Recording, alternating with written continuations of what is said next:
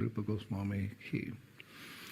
So, here in Vrindavan, the first day of spring, which is just around the corner, is celebrated as Vashanta Panchami. Vashanta Panchami. And it usually takes place during the months of January or February. And Vashanta Panchami is celebrated in a really big way here in Vrindavan. It's like an explosion of festivity, of colors and activities, and they just really welcome spring here because the winters are pretty cold in Vrindavan. And all the temple deities in Braj on that day, the first day of spring, are dressed and decorated in beautiful yellow clothes. And the shringar is also very elaborate, but the predominating color in the temples is yellow. And the Brajabasis, the wonderful Brajabasis themselves, they all dress in various shades of yellow or green on that day. And Gaudiya Vaishnavas, they take a special interest in the arrival of spring because it's the season that Sri Krishna Chaitanya Mahaprabhu appeared in this world.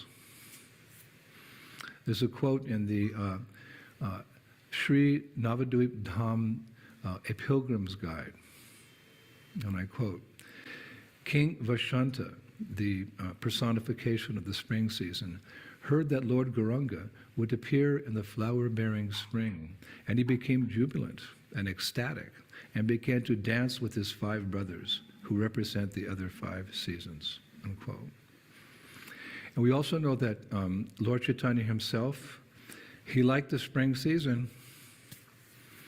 That's confirmed in Chaitanya Charitamrita Anshalila, chapter 19, verse 83, where we hear about Lord Chaitanya entering into the Jagannath Ballabha garden in Jagannath Puri. Chaya Ritu Ghana Yahan Vashanta Pradhana Deki Anandita Haila Ghora Bhagavan.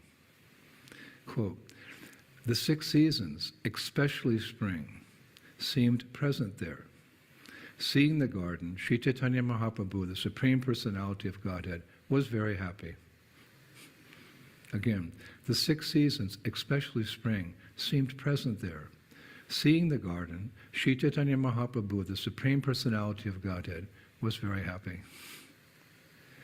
And furthermore, the first day of spring is important to Lord Chaitanya's followers because it is, we celebrate Vishnu Priya's appearance day on the first day of spring, Srila Vishwanath Chakravarti Thakur's disappearance day, Pundarik Vidyanidhi's appearance day, and Raghunandana Thakur's appearance day, and Srila Raghunath Das Goswami's appearance day.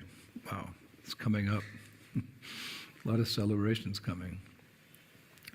Now, there are a number of Krishna's pastimes that took place 5,000 years ago in Vrindavan during spring. Of course, they continue to take place down to the present day in uppercut lila, meaning unmanifest pastimes. If you have the spiritual vision, you can, by the grace of Guru and Gauranga, you can see Krishna's pastimes even today here in Sri Vrindavan Dham. But many pastimes during the spring season.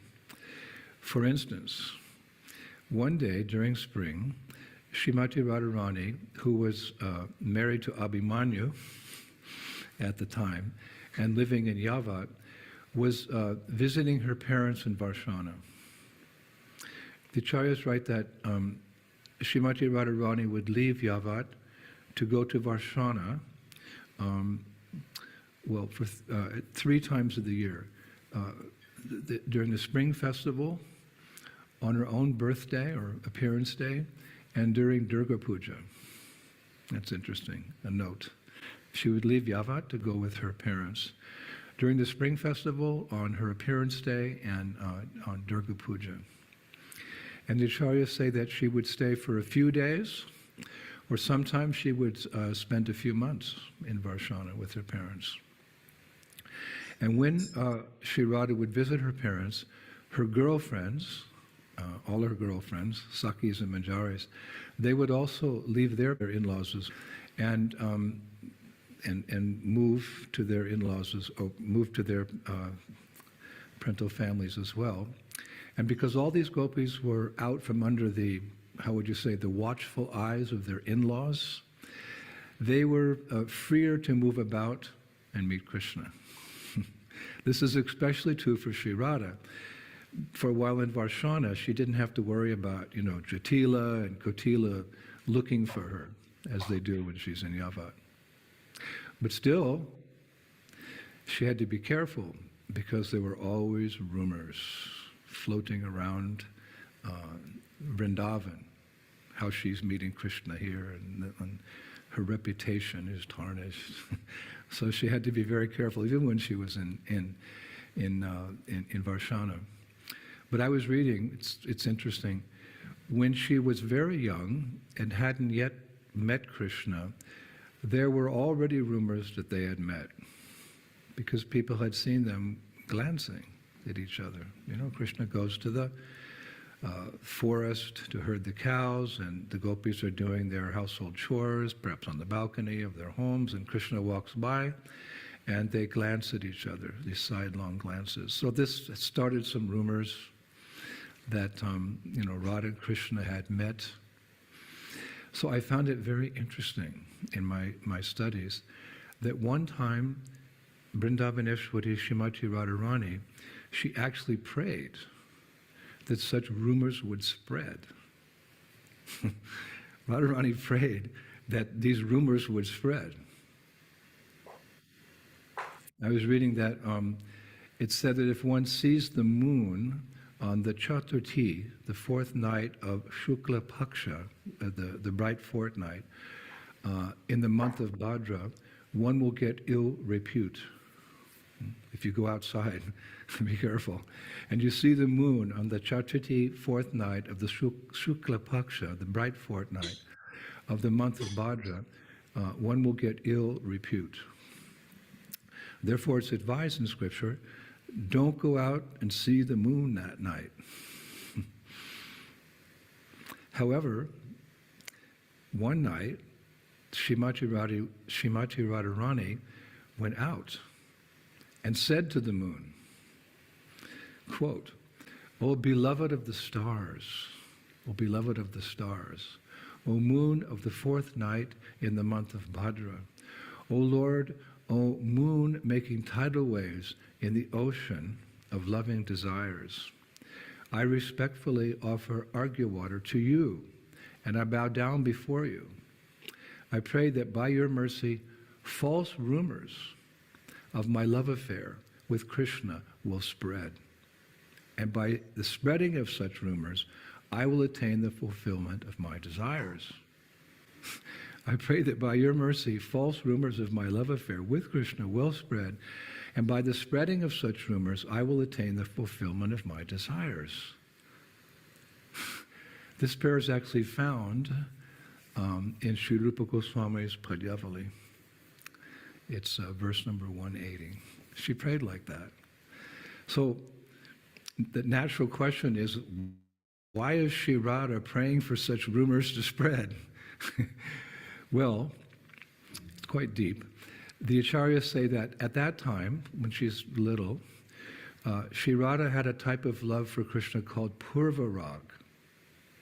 It means that she'd seen Krishna, she'd exchanged some glances, but she'd not actually met him yet, because society wouldn't allow that. That's called Purva Rag.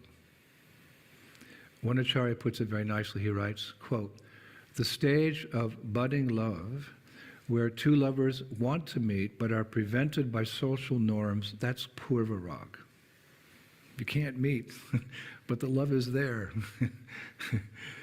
However, Radharani prayed to the moon thinking, let there be rumors. Let there be rumors.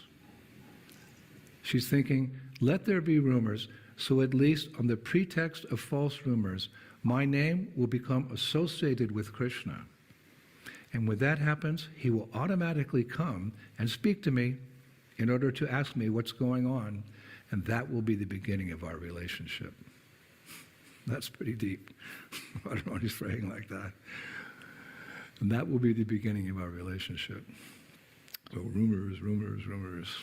But back to our story, our pastime, where Shri Radha is visiting her family in Varshana, giving her possibilities there to meet with Krishna, because she's not in Yavat.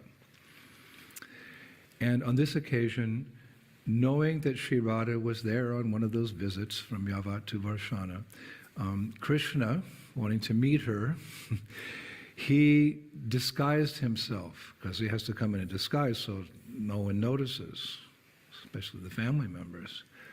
So on this occasion, in spring, Krishna dressed himself up as a gopi who was learned in astrology, yoga, mantra, and tantra. Immediately he had this.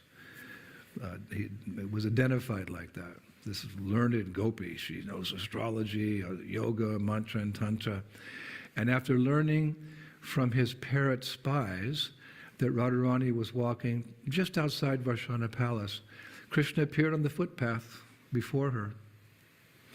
Now, Sri Radha immediately saw through Krishna's disguise, but to humor him, it's described, to humor him, she asked, "O great astrologer, knower of all things, what place of residence gives supreme bliss?" So Krishna, in this disguise as a gopi, he said, "The cowherd pastures of Krishna." Then Radha asked, "And what is the essence of life for all beings?" And Krishna replied in a sweet voice, "Oh, singing songs about Krishna." So then Radha asked, "And my dear astrologer, what bestows incomparable auspiciousness?" And Krishna replied, "The desire to obtain Krishna." Then Shri Radha asked, "And my dear female astrologer, what is the most enjoyable thing?" And Krishna, in a feminine voice, he said, "What is the most enjoyable thing? The beauty of Krishna." So finally, Shri Radha asked, "My dear astrologer, what is the ultimate attainment in this creation?" And Krishna smiled and said, "The company of Shri Krishna." That was their pastime that morning. Now, on another occasion in spring, Krishna appeared at Srimati Radharani's doorstep at Varshana, disguised as a female doctor. Now, he employs this disguise and this pastime often. It's repeated in different places with different varieties of, it's the variegated, the pastime. But in this particular occasion, in spring, he appeared at Varshana, and his disguise was that of a female doctor. It's easier to get closer to the gopis in the disguise of a lady, a gopi. So the acharyas say that on this occasion, quote, "In a melodious voice that hypnotized the gopis, this female doctor offered a complimentary consultation for Varshana's princess." So that was appropriate because at that particular time, Sri Radha happened to be suffering from a high fever caused by what? Anguish of separation from Krishna. That was her high fever. It was caused by the anguish of separation from Krishna. And so this female doctor was taken by the servants to Sri Radha's inner chambers, where she, Krishna, disguised as a doctor, female doctor, greeted her patient, Sri Radha, by touching her feet. So the doctor was told that Radha was suffering from lover's heartache. So the doctor, she proceeded to take Radharani's pulse. Meanwhile, the doctor sent the gopis out to bring certain items, for this visit. Like she needed damp towels and sandalwood paste. So while the gopis were running about trying to find these items, they heard all of a sudden Sri Radha call out an alarm. "Oh, my friends, this doctor should be taking my pulse to prescribe medicine for my love-torn heart. But alas, she is not only touching my wrist, she is touching all my other limbs as well. Help!"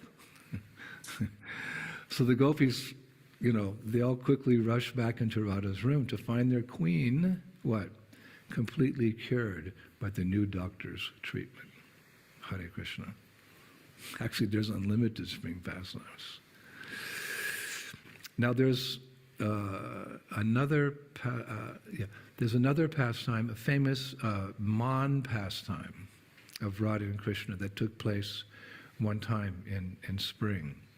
I don't know how many lectures we're going to be able to have, so many, because spring is just full of pastimes. Now Man, of course, refers to when Radharani becomes angry with Krishna. So one time in the Vrindavan forest called Viharavan, remember Vrindavan forest is divided into many sub-forests. So in the Vrindavan forest called Viharavan, Krishna one day played a special melody on his flute, calling Sri Radha to join him there, specifically Sri Radha. Now in time, Srimati Radharani arrived with Rupa Manjari and a few maidservants. And after the divine couple greeted each other with kind words, and is described flowering spring blossoms from the trees. They picked the spring blossoms from the trees and they presented it as gifts to each other. They sat down in a very beautiful flowering grove.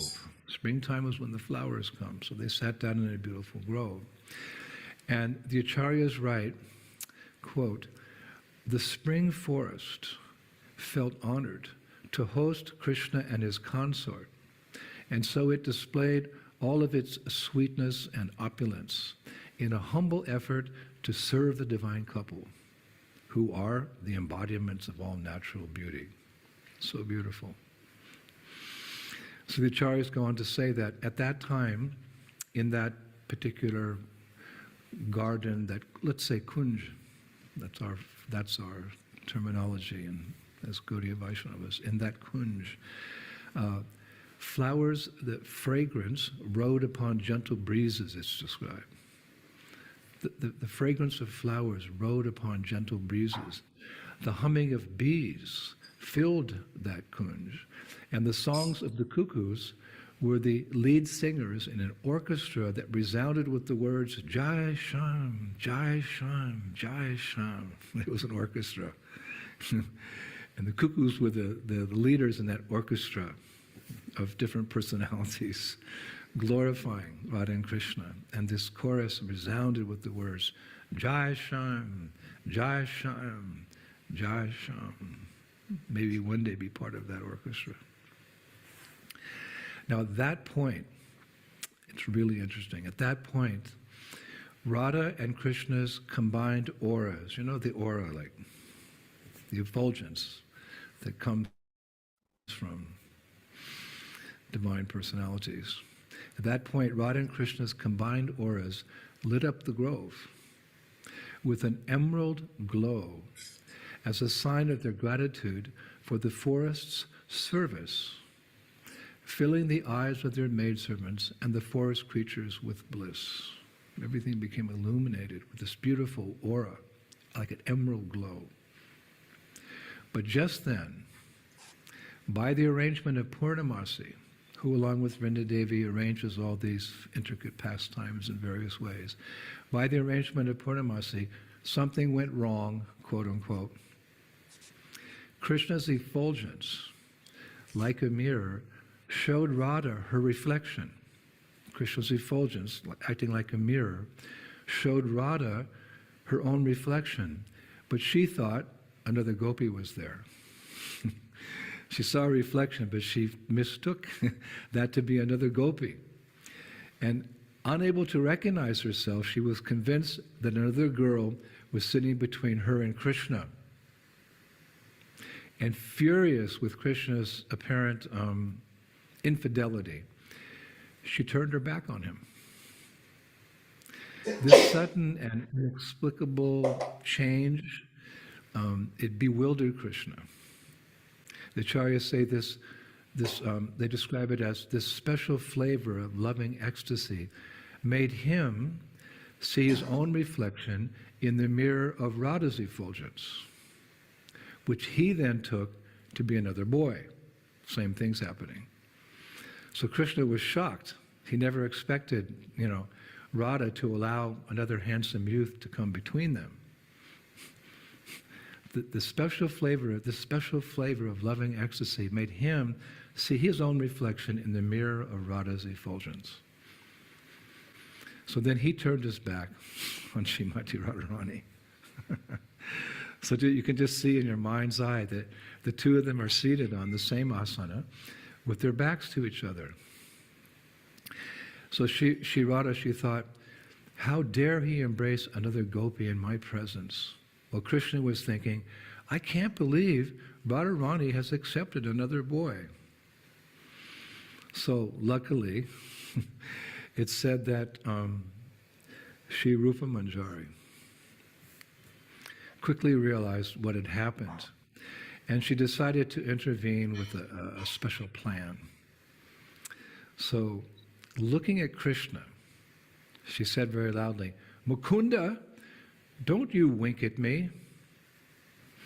So Krishna was surprised and replied, Rupa Manjari, I didn't wink at you. But Rupa Manjari said even louder, you did so. And Krishna exclaimed even louder, I did not. I did not, Rupa Manjari. So the Acharyas say that unwilling to tolerate hearing her maidservant, Sri Rupa Manjari, being chastised by Krishna, Srimati Radharani intervened, and she said to Krishna, Krishna, stop winking at Rupa Manjari. But Krishna said, Radha, Rupa Manjari is lying. I never winked at her. So Radha said, lying, Krishna? Rupa Manjari doesn't even know how to lie. So she concluded, anyway, I'm not going to talk with you anymore. To which Krishna said, okay, I'm not going to talk to you either. So at this point, seeing all this going on, unable to contain themselves, all the Manjaris began laughing, seeing how the reflections of the divine couple's auras had created this silly misunderstanding. And they were laughing and giggling. So the Acharyas say that their laughing was like a spark that ignited the dry tinder of Radha and Krishna's mutual desire to resolve their little quarrel. And so they turned around and faced each other, smiled broadly, and embraced. Now, Sri Rupa Goswami refers to this pastime in his illustrious Utkalika Valari, verse 62. This is a beautiful poem written by Rupa Goswami. It's said to be his swan song, the last of his writings. It's very beautiful. Utkalika Valari. Verse 62, he refers to this pastime, Rupa Goswami. Now, remember here that Rupa Goswami is Rupa Manjari in Goloka Vrindavan. Rupa Goswami is Rupa Manjari in Goloka Vrindavan. So in this verse, he's speaking in his eternal identity as Sri Rupa Manjari. And he writes, quote, O lovers who rarely see each other but always long to meet, when will I make you smile by pretending to complain? Mukunda, why do you tempt me? Why did you tempt me with the dancing corners of your eyes? Stop it.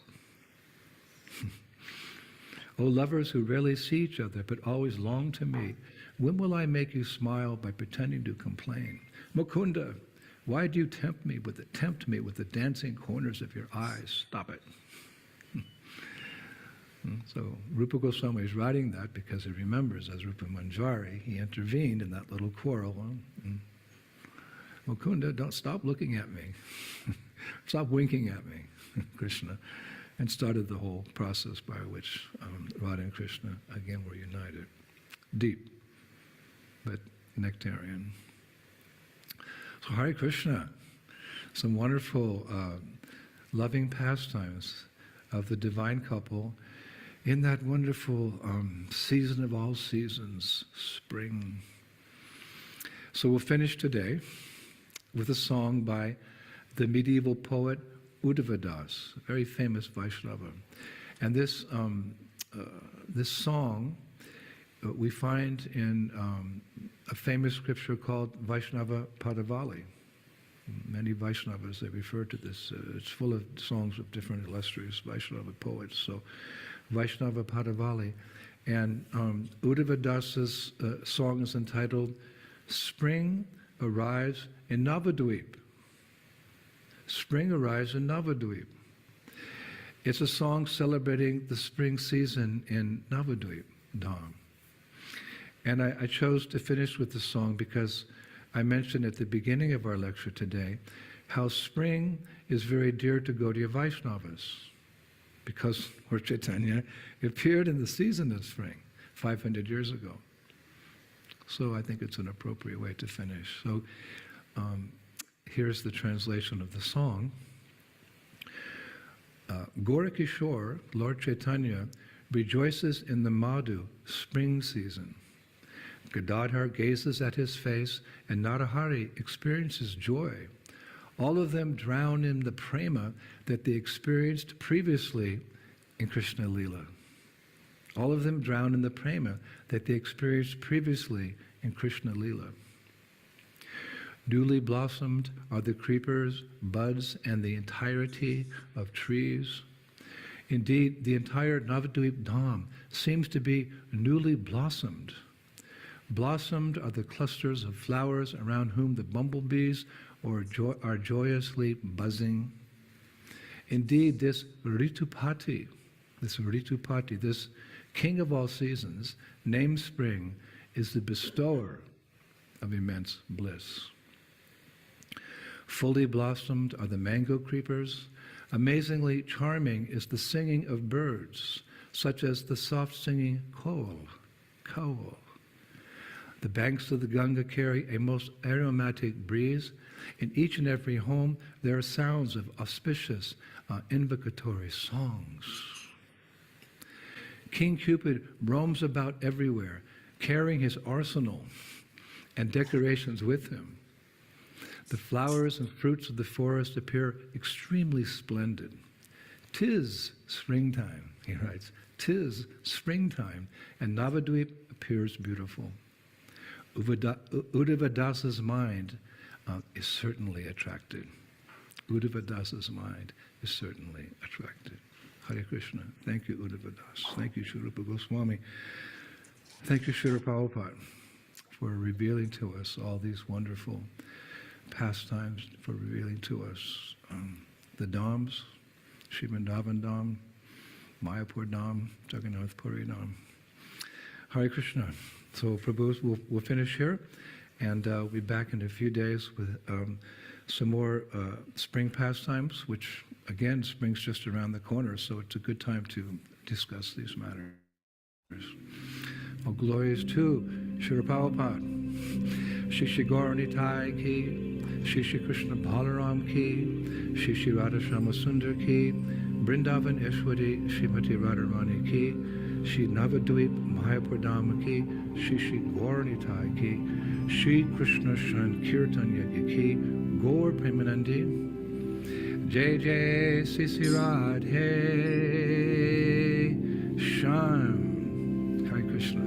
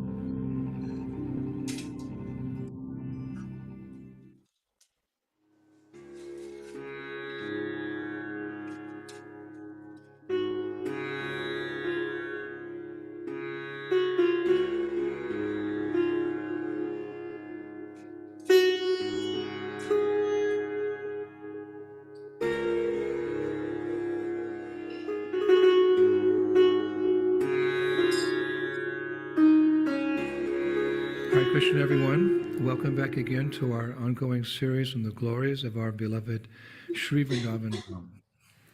Nama Om Vishnupadaya Krishna Pashtaya Bhutale Srimati Bhaktivedanta Swaminiti Namane Namaste Saraswati Deve Gauravani Pacharine Nivishesha Shunyavadi Paschatya Shatarane.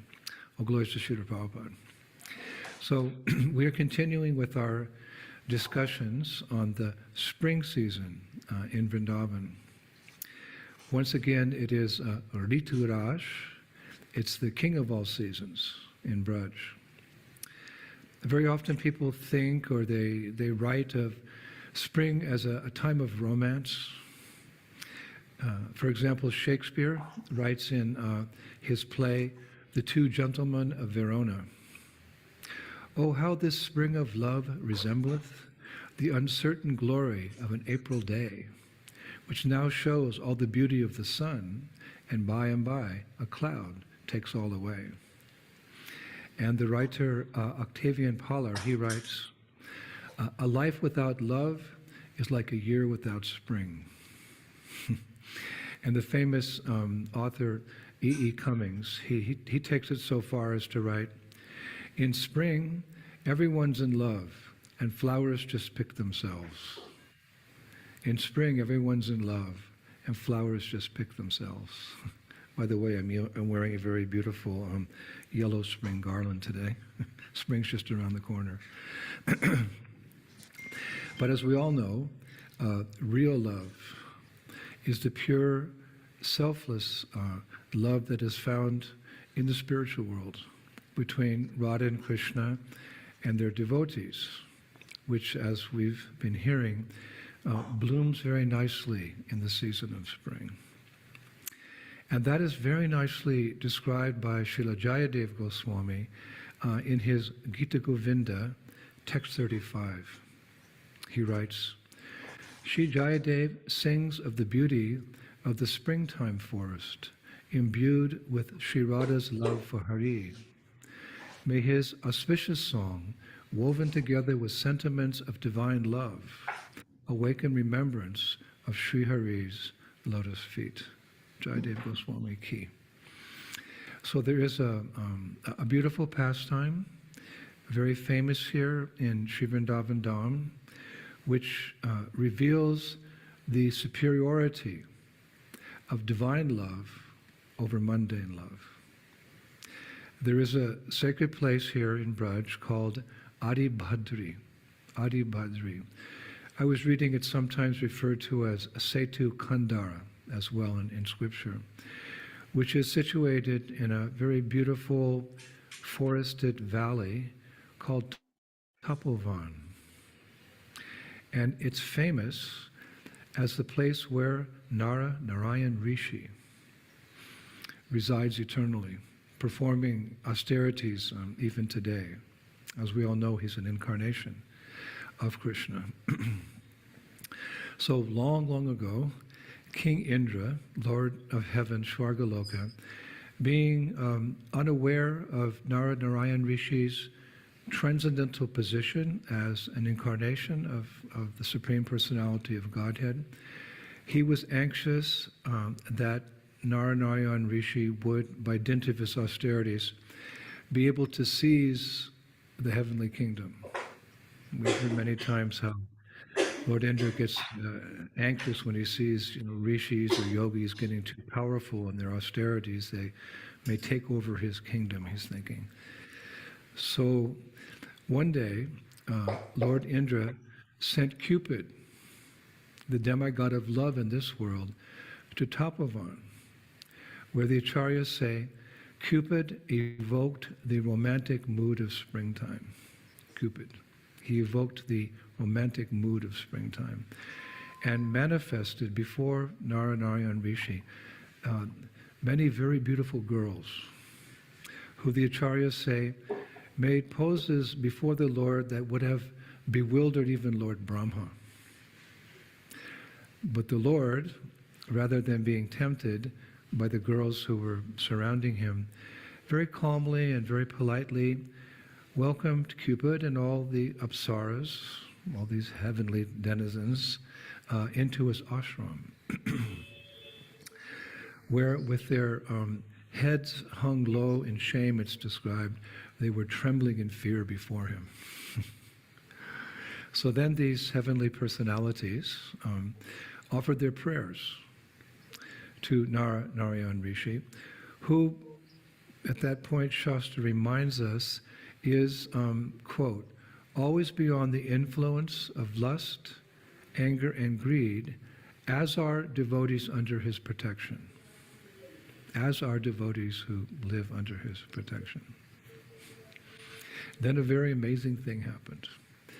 As his guests were praising him, the Lord suddenly generated from his transcendental form many women who were, it's described, astonishingly gorgeous, finely dressed, opulently ornamented, and faithfully engaged in his service.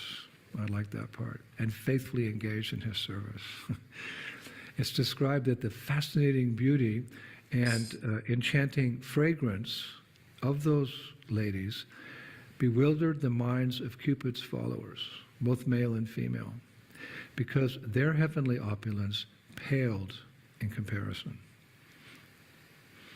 And as the demigods and apsaras bowed down before Narayan Rishi, the Lord offered them any one of the women he had created. He said, of all these ladies that have manifested from my transcendental form, you take one with you. It's interesting. So the demigods chose Urvasi as the best of all those ladies, although they're all the best.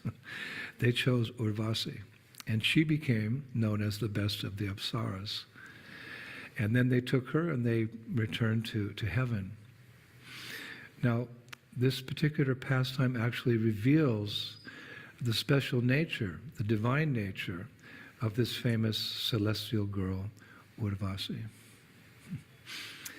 Now, we should take special note here that just as Lord Narayan was not attracted by the apsaras, the damsels of heaven, the gopis, the greatest lovers of Krishna, the original personality of Godhead, are not attracted to Lord Narayan. How is that? Because Lord Narayan is an expansion of Krishna. And although Shastra says he possesses 60 transcendental qualities, our Krishna, because Prabhupada would sometimes in his lectures, he'd say like that, our Krishna has 4 extraordinary transcendental qualities that Lord Narayan does not. And what are they? Well, number 1, Krishna is able to manifest wonderful pastimes. He's expert at transcendental flute playing. He's surrounded by loving devotees. And number 4, he possesses unparalleled personal beauty. Thus, Krishna has 64 transcendental qualities. And we should also note here that Vrindavan Eshwari, Srimati Radharani, she has 25 transcendental qualities in which we know she controls Krishna, her Mahabhav. Hare Krishna. So there's another famous spring pastime that we touched on last year, or actually it was almost 2 years ago, I think, that demonstrates the superiority of Krishna over Lord Narayan. It's a pastime which shows the superiority of Krishna over Lord Narayan. It's the Leela, many of you know, it's the Leela where Krishna leaves the spring rasa dance with Srimati Radharani, but later abandons her in the forest. Now, it may seem cruel that Krishna abandoned his most beloved, but he had a deeper purpose in doing so. Acharyas write that he did so to, quote, confirm Shri Radha's preeminence amongst all the other gopis. to confirm Sri Radha's preeminence amongst all the other gopis. And that purpose played out in the following way. On that day that he left the rasa dance with Sri Radha, the gopis, you remember, the gopis, it's described in Krishna book, the gopis followed his footprints from the dance arena to a very beautiful kunj, a very beautiful grove, where, lo and behold, they came upon Lord Narayan, standing very regally under a tree. Of course, actually, it was Krishna who was manifesting his four-armed form. Now, seeing Lord Narayan, the gopis respectfully offered him their obeisances, and then they asked Lord Narayan if he could help them to find Krishna. So the acharyas say that this shows that Krishna is more attractive than Narayan. Now, Srila Rupa Goswami Prabhupada writes, quote, Krishna attracts the mind of the goddess of fortune, but Narayan fails to attract the minds of the gopis. Therefore, he concludes, Krishna is the original Lord. Swayam Bhagavan, we say. Krishna is the original Lord.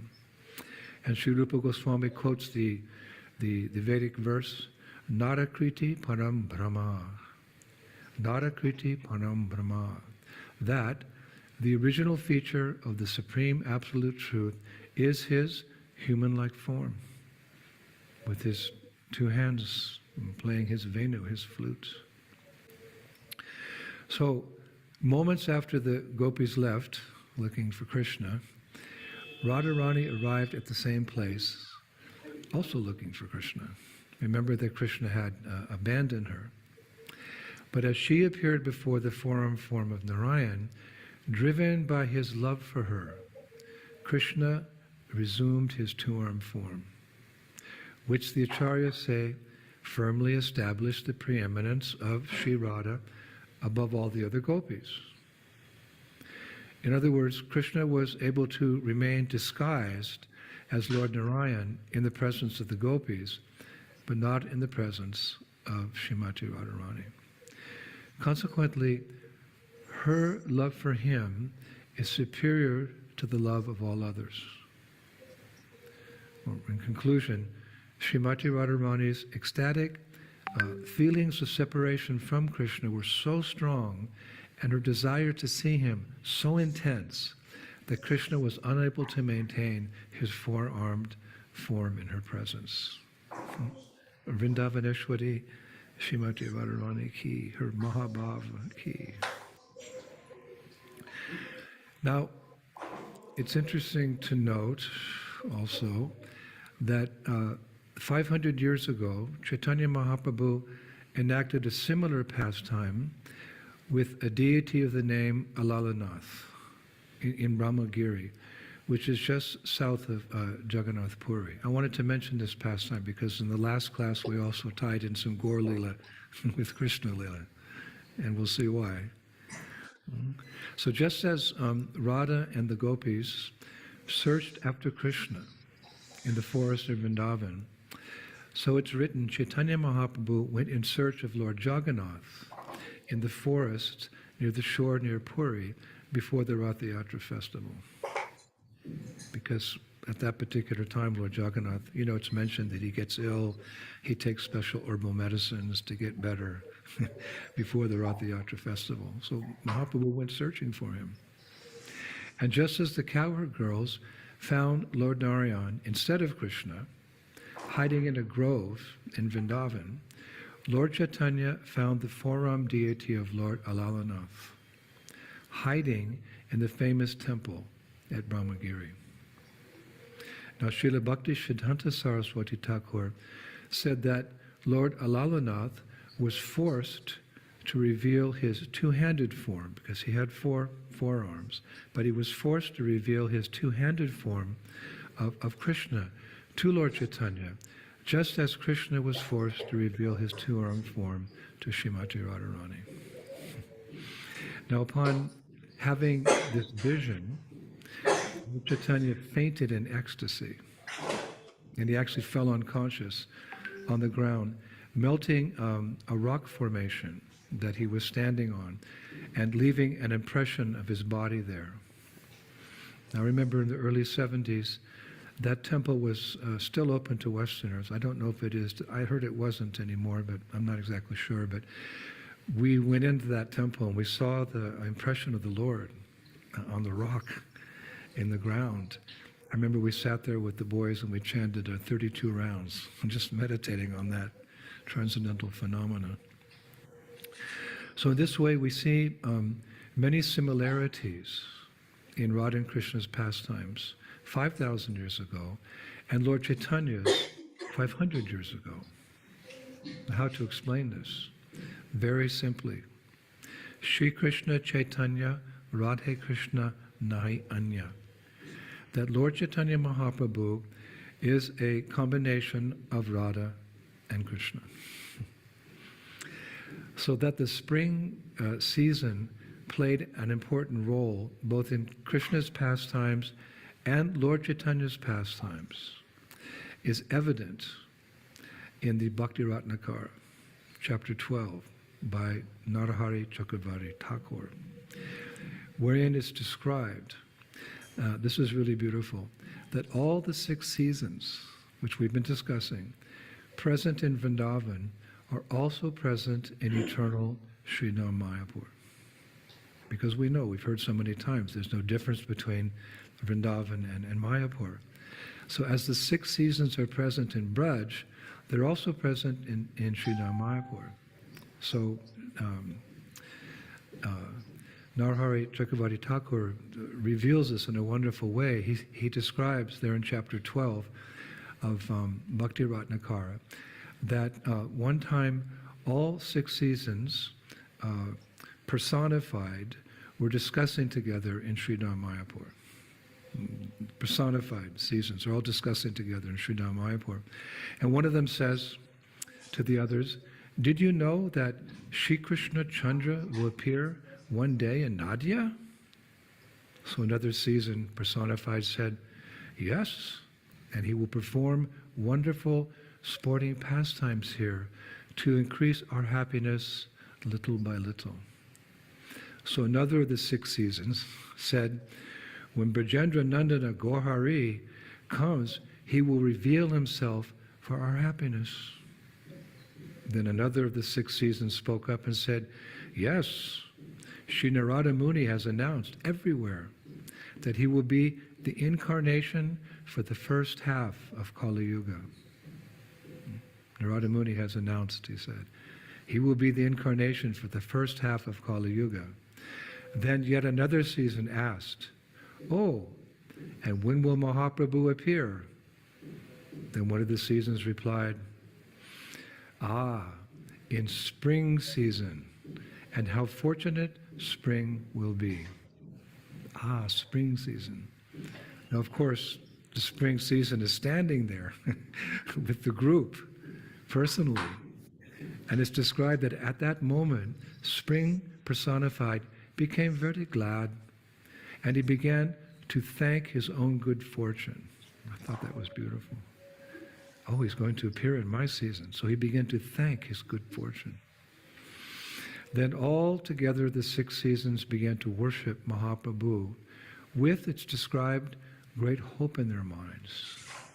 Just as we also, as members of ISKCON, we also worship Mahaprabhu under Srila Prabhupada's directions with great hope in our mind that Yuga Dharma that he's brought, the chanting of the Hare Krishna mantra, that we can get some nam ruchi, some taste for that holy name and become purified and go back home, back to Godhead.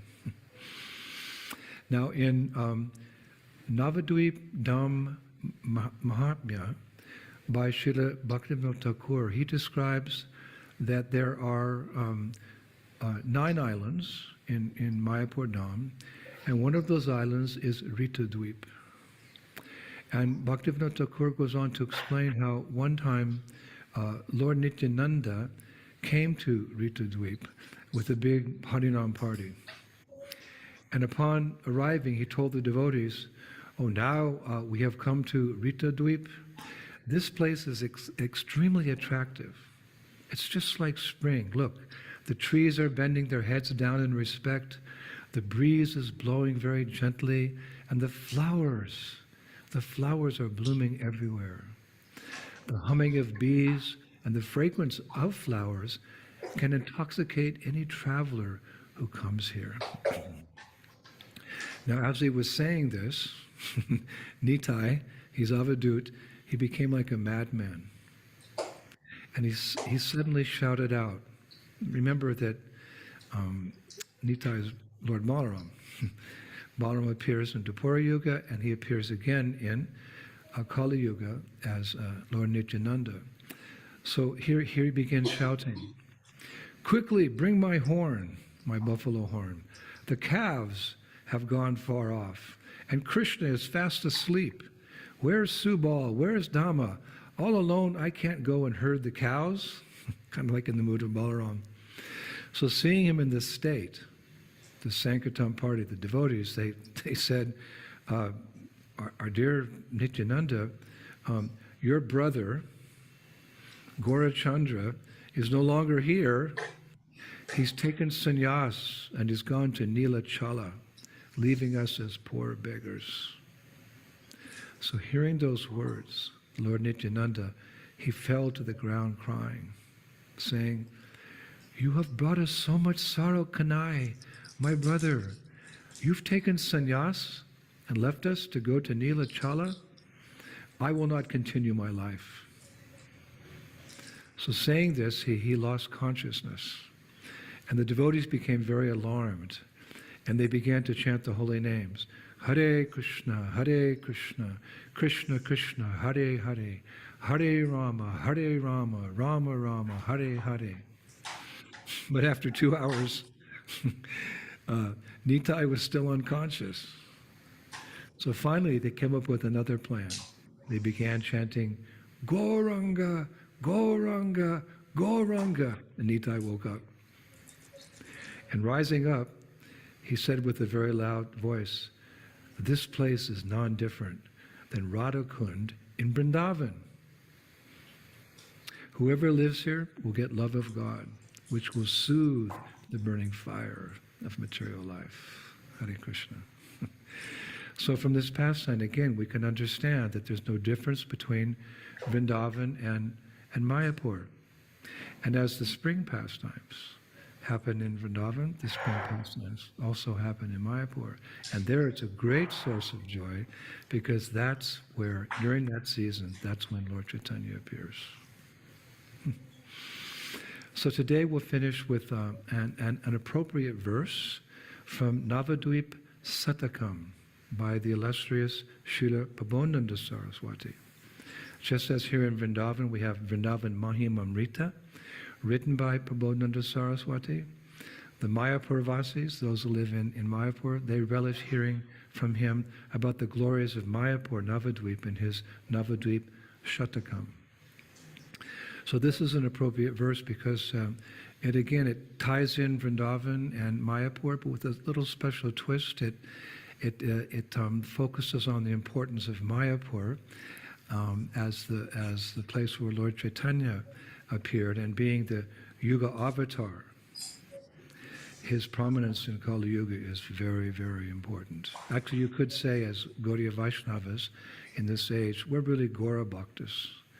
Because without the mercy of Lord Chaitanya, without the mercy of Gaur Nitai, Panchatattva, we can't really understand the deep pastimes of Radha and Krishna.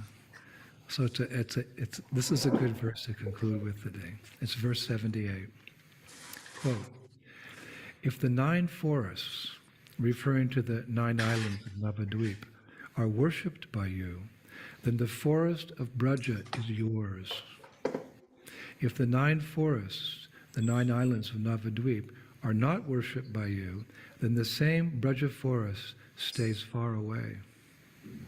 If the son of the Brahmana," meaning Jagannath Mishra, "if the son of the Brahmana, Gauranga," he's the son of Jagannath Mishra, "is worshipped by you, then the expert lover of Braj, Krishna, is yours.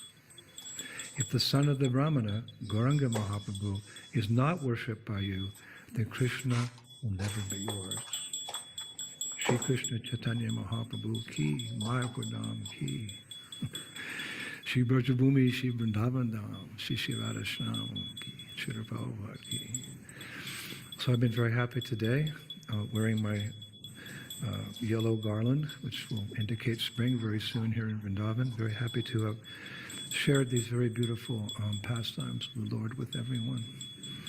And actually there's quite a lot of pastimes of Radha and Krishna in spring, and perhaps we'll also find some more about Lord Chaitanya. We'll tie them all together, and we'll be back in a couple of days to share that nectar with all of you. Thank you so much. All glories to Srila Prabhupada, the revealer of the Dham. Shri Shri Gauranitai ki, Shri Shri Krishna Balaram ki, Shri Shri Radha Shama Sundar ki, Vrindavaneshwari Shrimati Radharani ki, Navadvip Mayapurdam ki, Shri Shri Gauranitai ki, Shri Krishna Shankirtan Yoga ki, Gaur Premanandi, Jai Jai Sri Sri Radhe Sham. Thank you, Prabhu. Hare Krishna.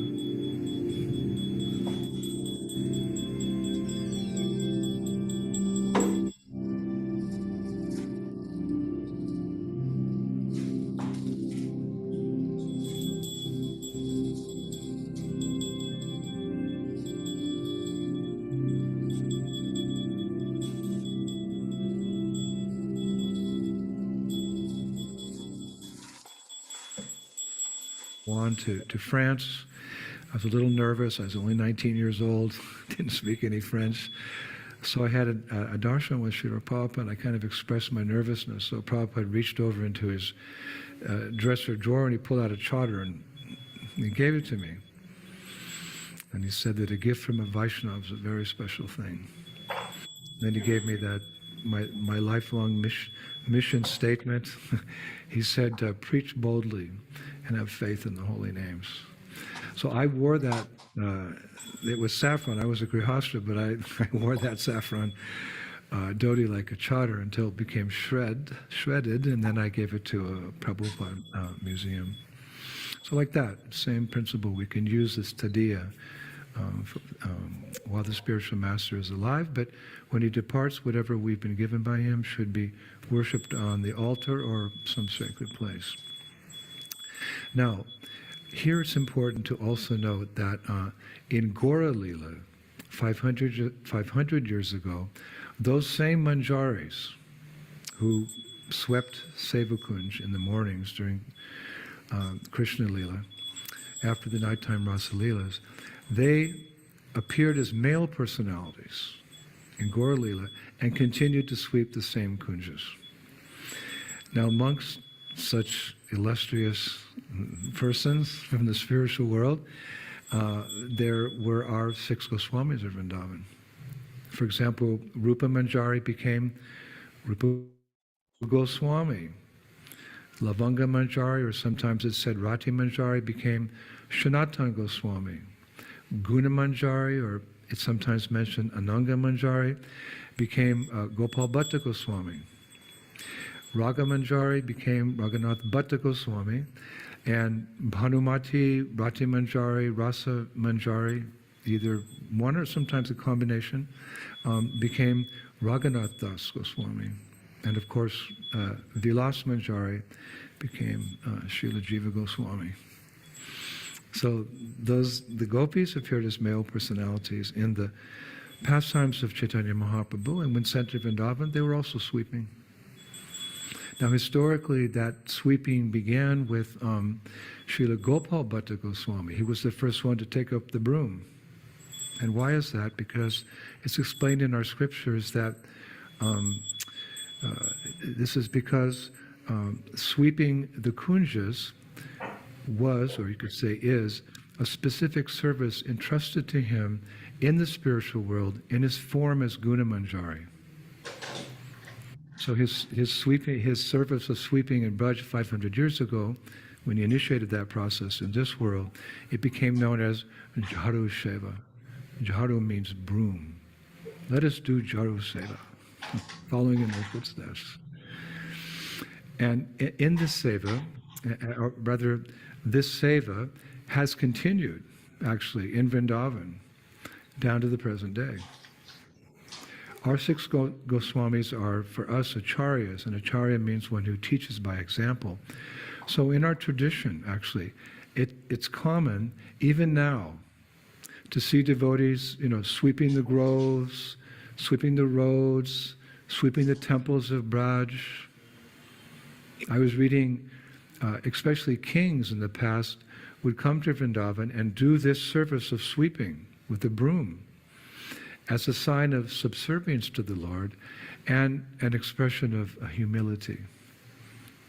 We read in Chaitanya Charitamrita how the king of Puri, before the Ratha Yatra, he would take a golden broom and he would sweep the street in front of Jagannath Swami. So kings also, inspired by the Goswamis, they also swept. And I was reading that in previous times, devotees were so eager to do this sweeping that it became a practice, this is amazing, to sweep the entire Parikrama marg around Govardhan Hill with brooms. One could often see a devotee, a sadhu, humbly sweeping the dirt road around Giriraj the whole way, 22 kilometers. Now, we do dandavats, devotees do dandavat, Parikrama. But there's this tradition of sweeping all the way around, sweep up the dirt. Of course, it's not just dirt. It's Brajrenu, the dust of Vrindavan, of which just one particle of dust is more valuable than all the opulence of Vaikuntha. Because that dust can give you prema, love for Radha and Krishna. As we know, there's 5 personalities, we've stated so many times, who grant entrance to and residence in Vrindavan. Govardhan Hill, Yamuna River, Lord Shiva, Vrindadevi, and Brajrenu, the very dust of Vrindavan. Because everything in Vrindavan is conscious and very filled with the mood of compassion for the devotees. And I discovered a very interesting fact, actually, that the brooms these devotees used would become so worn away after months or perhaps years of sweeping. They would just you have the broom handle and then you have the branches they make the brooms out of coming out like this. After sweeping for a long time, it becomes like a stubble. So what did they do with those brooms? They were buried and placed in samadhi. What? Yes, because the wood comes from a kalpavriksha tree. The branches come from a kalpavriksha tree. Sweeping the dust of Vrindavan by a devotee in the mood of devotion to the Lord. The transcendental item, they were placed with a ceremony, actually, around Govardhan Hill in samadhi. Wow, such historical facts, just so pleasing to the hearts of the Gaudiya Vaishnavas. So we, aspiring devotees, we can improve our ascent to the spiritual world, to Goloka Vrindavan, also by sweeping in service to the Lord. Of course, our sweeping will be on a different level than the Manjaris or the Goswamis or these great devotees who swept around Govardhan Hill. But it's still very valuable for us because such sweeping cleanses our hearts. Cheto darpana marjanam. Some activities like chanting cleanses the heart. The sweeping also cleanses the heart. Cleaning cleanses the heart, as was demonstrated by Lord Chaitanya Mahaprabhu. He instructed us in this pastime of cleansing the heart when he, with his followers, cleansed the Gundicha temple 500 years ago in Jagannath Puri as part of the Rath Yatra festival. We know that Lord Jagannath leaves the temple in Jagannath Puri, very kindly comes out to give his audience to everyone, and he goes down the Rath Yatra street, the parade there, and then at the end, it's quite some distance at the end, there's the Gundicha temple, where the Lord is meant to rest for some time, a couple of days actually, before he gets back on his chariot and comes back on the road to the main temple in Puri. So Chaitanya Mahaprabhu and his followers, they would cleanse the Gundicha temple to make it clean so the Lord could enter.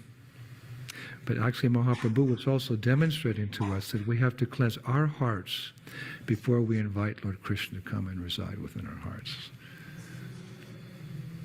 So we have no problem taking up a broom and sweeping, because it may be the beginning of our process. But as Confucius said, the longest journey begins with the first step. And it's a very nice step. After millions and millions of years of forgetfulness, not doing devotional service, we have no problem doing even the most menial service, because it purifies us and connects us with Krishna. So, yeah, sweeping. So let us finish today with the following verse from Srimad Bhagavatam 3:15-21, which I found to be very relevant to our discussions today, especially about sweeping. Hare Krishna, quote, "The ladies in the Vaikuntha planets are as beautiful as the goddess of fortune herself. Such transcendently beautiful ladies, their hands playing with lotuses and their leg bangles tinkling, are sometimes seen sweeping the marble walls.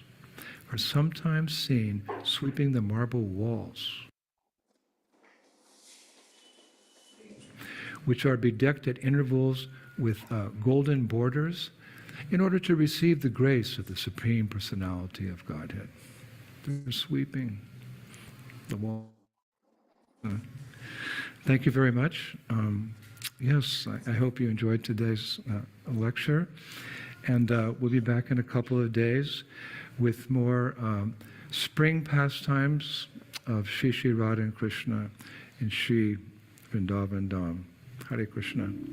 Shri Shri Gauranitai ki, Shri Shri Krishna Balaram ki, Shri Shri Radha Shama Sundar ki, Vrindavaneshwari Shrimati Radharani ki, Shri Shri Gauranitai ki, Shri Mayapur Dham ki, Shri Krishna Sankirtan Yagya ki, cleansing the heart ki, Goloka Vrindavan Dham ki, Gaur Premanandi, Jai Jai Sisi Radhe Shyam. Hare Krishna.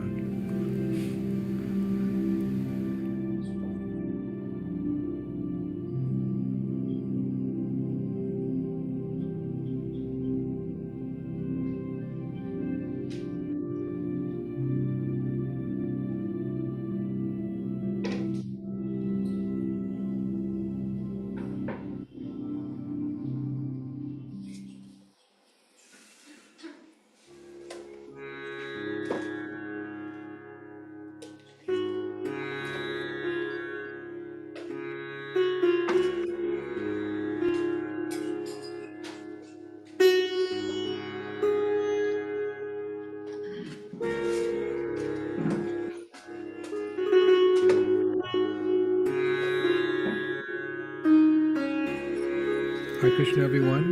Welcome back again to our ongoing series on the glories of Sri Vrindavan Dham. Namo Vishnu Padaya, Krishna Prishtaya Bhutale, Srimati Bhaktivedanta Swaminiti Namane. Namaste Saraswati Deve, Gauravani Pacharine, Nivishesha Shunyavadi, Pastaja Deshatarne. All glories to Srila Prabhupada. So today we are continuing with our series on Radha and Krishna's spring pastimes in Vrindavan.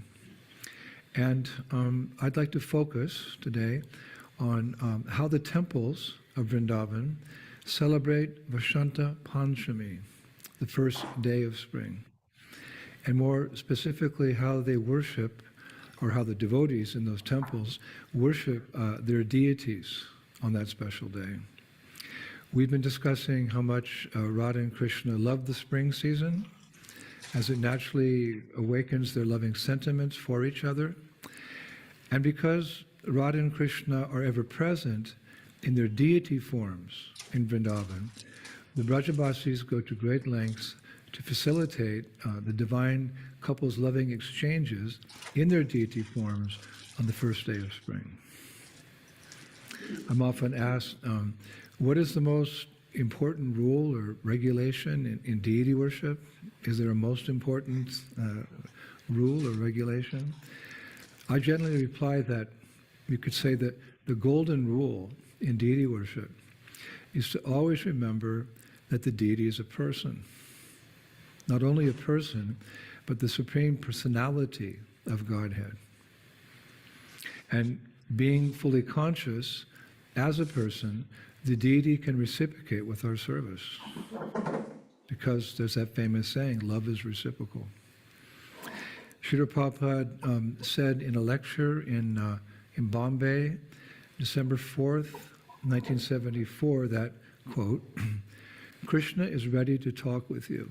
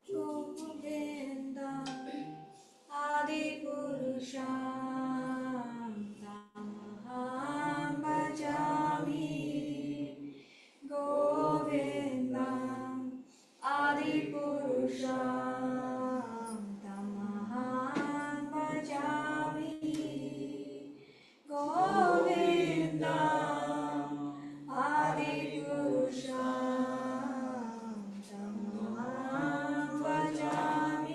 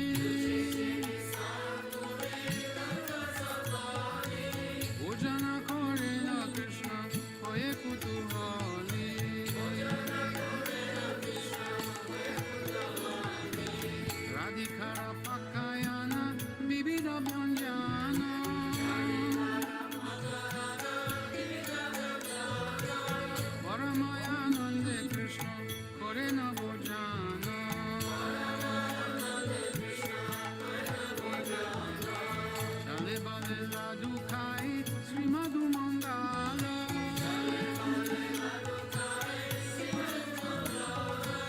বগল বজায় দেয়া হরি বল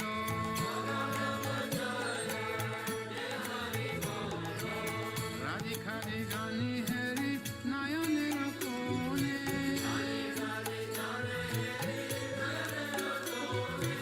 তৃপ্ত হয়ে খায় কৃষ্ণ যশোদা ভবানী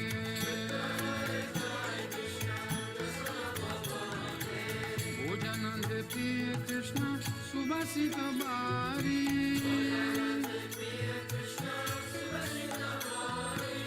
সবে মুখ প্রকালয় হরে sorry sorry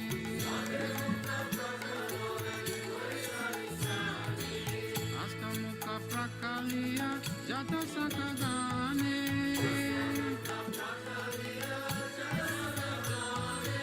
আনন্দে বিষম করে বলদেব সানে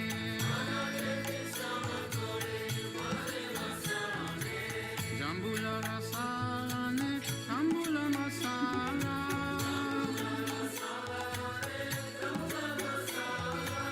তাহাকে কৃষ্ণচন্দ্র সুখে নিদ্রা দেলা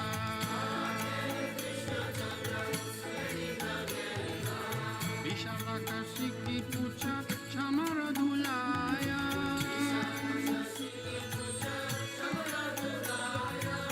অপূর্ব সয়ায় কৃষ্ণ সুখে নিরয়ায়া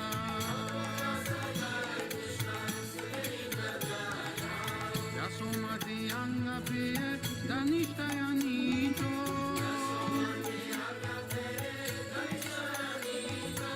শ্রীকৃষ্ণ প্রসাদ রাধা কুঞ্জে হয়ে প্রীত